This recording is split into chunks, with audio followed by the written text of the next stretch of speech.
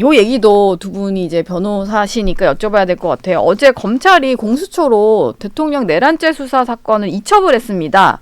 이게 대통령 측 변호사들도 계속 수사기관이 좀 정리될 필요가 있다 얘기를 했는데 결과적으로 검찰이 손을 뗀 모양새가 됐어요. 근데 그동안 수사를 좀 가장 적극적으로 했던 게 검찰인데 왜 갑자기 공수처로 보냈을까? 이게 약간 속내가 있지 않을까 이런 생각이 들었거든요.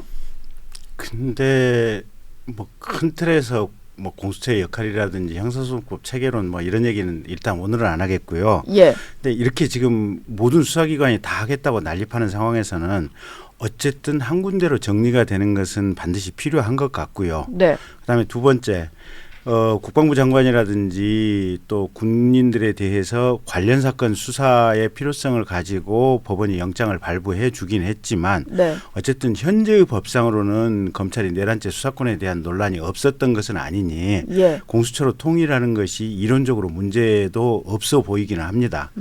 그래서 저는 어쨌든 검찰총장이 내린 결단은 비교적 국가의 장래를 위해서 잘한 것이다. 저는 그렇게 보고 있고요. 예. 특히 야당에서 검찰에다가 계속 손대라라는 요구를 했지 않습니까? 네. 뭐 당신네들 도이치모터스 수사할 때도 뭐 오해받은 일을 해놓고 왜 지금은 또 수사하겠다고 그러냐.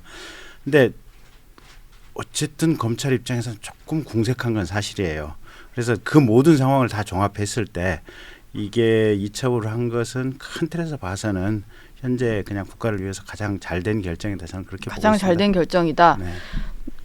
근데 공수처 인원이 워낙 부족해서 그리고 공수처 검사라고 하는 분들이 좀 여러 가지 경로로 들어오잖아요. 아니 그냥 정확하게 말해서 공수처가 유능한 그 수사 능력을 갖춘 집단인가에 대해서 많은 의구심이 있어요. 우리 사회적으로. 예, 수사도 좀 오래 했던 것 같고 오래 걸리고. 대표적으로 지금 그 최상병 사건 관련해서도 결론을 못 내고 있잖아요. 예. 시간이 얼마나 많이 지났는데. 그래서 공수처가 이런 그 내란 혐의와 같은 엄청난 사이즈의 사건을 수사할 수 있는 능력이 되느냐, 여기에 대해서는 여전히 의문부호가 붙어있는 상태고, 네. 우리 법체계가 상당히 좀 민주당이 검경 수사권을 기형적으로 하고 공수처의 수사권 또 기소권도 아주 애매하게 만들어놔서 지금 대통령에 관련돼서 사건을 공수처가 이첩을 받았지만 기소권이 없습니다. 예. 제가 이건 법리를 좀 정밀하게 검토를 해봤는데 그 뭐 공동정범 이런 걸로 해서 다른 공무원에 대한 수사권이 있으니까 그걸 가지고 기소권이 있으니까 대통령도 기소할 수 있지 않느냐, 이것도 한번 살펴봤는데 안 돼요. 예. 왜냐하면 내란죄는 법률적으로 이른바 집합범이라고 해서 원래 내란은 여럿이 때로 하는 거예요. 네. 그러니까는 그 형법에 공동정범이나 이런 규정이 적용되지 않고 당연히 원래 공범이 된다는 게 통설입니다. 그러면은 어떻게 봐도 공수처가 대통령을 기소할 수가 없어서 수사만 하고 다시 검찰로 보내서 검찰이 기소를 하든가, 예. 아니면 그 사이에 국회를 통과한 개별특검법이 공포가 돼서 특검 후보가 추천이 되고 특검이 임명이 되고 특검 출범을 하면 그 특검으로 넘기든가 이렇게 해야 돼요. 그래서 네. 지금 우리가 그 과거에 뭐 응급실 뺑뺑이 이런 용어 많이 쓰지 않았습니까? 예. 지금 이 내란죄 사건도요, 사건이 뺑뺑이 돌게 생겼어요. 이런 상황을 왜 초래했는가 민주당이 정말 깊이 반성해야 됩니다. 예. 공수처를 탄생시킨 거 민주당이니까. 공수처를 탄생시킨 것도 민주당이고 검경 수사권을 아주 기형적으로 조정을 해서 예. 검찰이 내란죄를 수사하는 데에도 각종 법리를 동원해서 이유를 만들어야 되는 상황을 초래한 것도 민주당이에요. 네.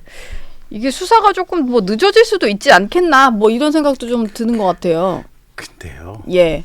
그러니까 지금까지 이제 아닌가요? 네. 그 수사 구조론과 뭐 말씀하신 송 변호사님 말씀이 그건 전적으로 다 맞는 얘기고요. 네.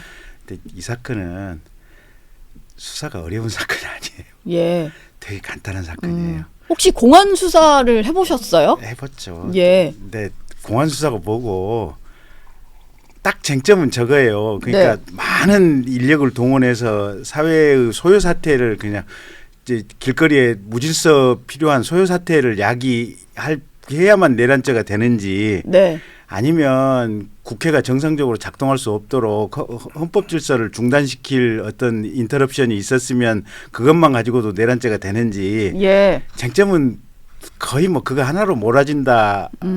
그다음에 이제 대통령의 의도가 뭐였느냐, 이제 뭐 이제 약간 혼내주려고만 했다. 네. 뭐 이제 이런 주장이신데, 예. 제가 볼 때는 그냥 수사 복잡한 사건 아니고요. 복잡하지 않습니까? 이미 그냥 이미 증거 채집이나 사실관계 조사는 국회에서 장군들 증언한 것만 가지고도 이미 그냥 끝났어요. 예. 그래서 사건이 공수처의 수사 능력이 정말 없고 공수처가 정말 많이 무능하고 인력도 없지만 이건 수사하기 그렇게 복잡한 사건이 아니에요. 네. 이미 사실상 수사는 저는 끝났다고 보고 있어요. 예. 사실 뭐 국회에서 뭐 군 관련된 사람들이 나와서 증언한 것도 꽤 많고 지금 연루된 웬만한 사령관들은 다 구속이 된 상태여서 구속 상태면 또 수사 또 진척 빠르니까. 그것도 그렇고 사실은 그 전 국민이 생중계로 다 봤잖아요. 우리 그죠. 채널A도 밤새 뉴스 특보를 했고 예. 다 생중계된 게 있어서 그것 네. 자체가 중요한 증거입니다. 그래서 아주 기본적인 사실관계 그리고 어떤 사건의 핵심적인 부분 그리고 인물 관계도를 그려봤을 때 그 상층부에 있는 분들을 네. 수사하는 것은 사실 우리 김경진 전 의원님 말씀대로 어렵지가 않아요. 그런데 예. 이제 이 인물 관계도에서 밑으로 갈수록 그러면은 내란 모의냐 혹은 지휘냐 중요 임무 종사냐 아니면은 네. 뭐 부하 수행에 불과하냐 이런 부분들을 가릴 때는 정밀하게 수사가 되어야 되는데 지금 뭐 아마 공동 피고인이 줄잡아 앞으로 수십 명 될 사건이잖아요. 네. 근데 지금 보면 되게 좀 기술적인 문제는 앞으로 있을 걸로 보여요. 예를 들면 김영현 전 국방장관은 지금 검찰에서 구속을 시켰습니다. 네. 그러면 아마 정확한지 모르겠지만 12월 27일까지는 기소를 해야 될 거예요. 검찰이 일단 김영현 국방장관 공소장 써야죠. 재판하면서 물론 공소장 변경할 수 있을 거예요. 네. 근데 그 내란 중요 임무 종사자에 대한 기소는 이쪽에서 하고 뭐 대통령이나 그 밖에 다른 뭐 중요 임무 종사자 등등에 대한 기소는 특검이나 다른 데서 하고 했을 때 사실관계가 안 맞으면 그런 걸 또 앞으로 맞춰야 되는 상황이 생기고 지금도 보면은 어떤 신병은 검찰이 확보돼 있고 어떤 물적 증거는 경찰에 있고 네. 이렇게 흩어져 있는 상황입니다. 예. 사실 이런 상황이요 정상적인 나라에서는 수사 구조가 이렇게 되어 있으면 안 돼요. 네. 그러니까 제가 한마디만 첨언을 하면 이제 군인들 조금 그만 잡아들였으면? 그만 다치겠으면 좋겠어요. 예. 어차피 지금 뭐 수방사라든지 특전사령관 정도 이제 구속이 됐잖아요. 보면 육군 네. 참모총장도 구속이 됐고 예. 대부분 사람들은 어쨌든 현직 대통령이라고 하는 그 권위와 어떻게 보면 그 어떤 직위 때문에 명령을 수행한 거잖아요. 예. 근데 이게 내란죄는 사형 무기밖에 없어요. 근데 네. 물론 이제 징역 몇 년 살다가 뭐 사면이 될 수 있다 그러지만 청렴하게 산 군인들 같은 경우는 이게 연금도 한 푼도 못 받아요. 그러면 본인 가족들은 뭡니까? 지금 육군 참모총장 같은 경우 본인이 그냥 국방부 장관이 지시라고 그래서 지금 너 계엄사령관 맡아 이래서 합참의장 건너뛰고 그냥 할 수 없이 맡았다는 거 아니에요. 예. 물론 대통령을 적극적으로 그냥 온몸을 던져서 못 막은 죄는 있지만 네. 군인으로서는 또 어쩔 수 없는 측면들도 있거든요, 보면. 예. 그래서 이미 구속돼 있는 육군 참모총장이나 삼성 장군들 제외하고 그 밑으로는 안 내려갔으면 좋겠어요. 그래서 저는 계엄에 뭐 정말 계엄을 모의하고 예. 뭐그 포고령을 썼다거나 네. 뭐 사전에 준비를 했다거나 네. 좀 깊숙한 사람들까지만 좀 예. 구속했으면 좋겠다. 그래서 예. 지금 삼성 장군까지 구속이 됐으면 원스타라든지 대령급들 또 중령급들 현장에 나갔던 사람들은 더 이상 손을 안 댔으면 좋겠고요. 네. 좀 그거는 국민의힘 국회의원님들도 그렇고 민주당 국회의원님들도 그렇고 이제 국민의힘은 사실은 말하기가 좀 부끄럽죠. 그 얘기를 꺼내기가 민주당에서라도 적정하게 이거 좀 가르마타는 발언이 좀 나와줬으면 좋겠어요. 이건 물론 수사에 개입하는 형태가 되다 보니까 네. 대단히 조심스럽기는 한데 예. 그 사람들이 무슨 죄입니까? 평생 한 30년 군인 해가지고 근데 청렴하게 살면 아무것도 없거든요. 서울에 예. 집 한 채 없거든요. 근데 네. 가족들이 완전히 거지돼서 평생을 살아야 되거든요. 그건 아닌 것 같아요. 진짜 책임져야 될 사람들만 사람들만 책임지는. 그 정도 선에서 예. 딱 우리 사회가 이걸 꺼내야 될 필요성은 있어요. 네. 뭐 사실 모든 군을 초토화시키면 지금은 아무 문제가 없어 보입니다만 뭐 안보 태세에도 좀 걱정은 되기는 해요. 마지막으로 송영훈 변호사께 요거 하나만 여쭤보겠습니다. 어제 또 새롭게 알려진 게 한동훈 전 대표가 당시 비상계엄 선포되고 나서 국회로 오다가 전화 한 통을 받았다는 거잖아요. 근데 국회로 가면 위험할 수 있다 뭐 이런 통화였다는 거예요.